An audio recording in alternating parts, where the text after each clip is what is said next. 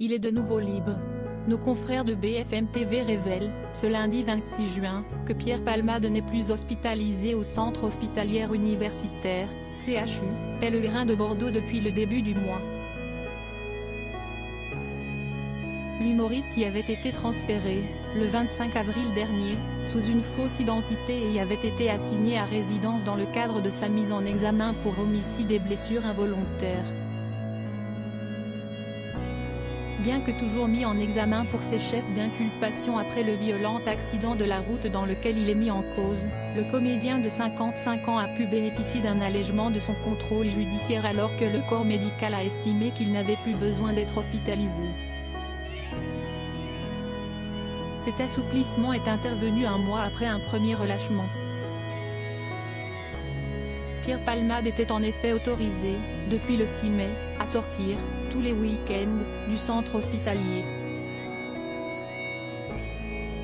Le quinquagénaire avait alors été aperçu en train de quitter le CHU Pellegrin de Bordeaux, où il était assigné à résidence, à bord d'une voiture noire qui l'attendait.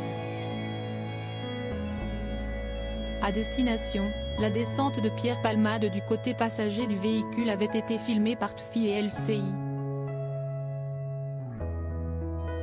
Monsieur Palmade, vous allez bien? Comment vous sentez-vous? Avait alors tenté de l'interroger l'un de nos confrères.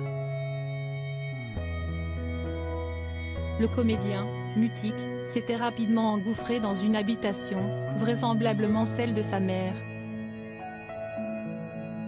Pierre Palmade, Muriel Robin, Michel Larocque, Véronique Sanson. Les femmes de sa vie. Pierre Palmade sous contrôle judiciaire, quelles sont ses obligations et ses interdictions? S'il peut désormais se déplacer librement, Pierre Palmade a en revanche toujours l'obligation de soigner son addiction aux stupéfiants ainsi que l'interdiction de prendre le volant. Il ne peut pas non plus quitter le territoire français, et plus précisément la région de la Nouvelle-Aquitaine, ou se rendre en Seine-et-Marne, département où a eu lieu l'accident. La collision a fait 3 blessés graves, un homme âgé d'une trentaine d'années, son fils de 6 ans et sa belle-sœur.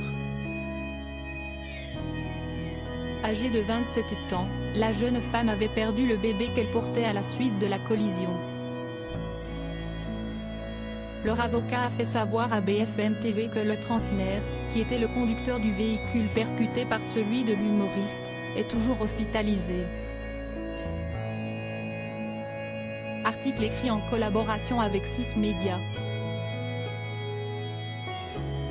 Crédit photo, Coadic Y.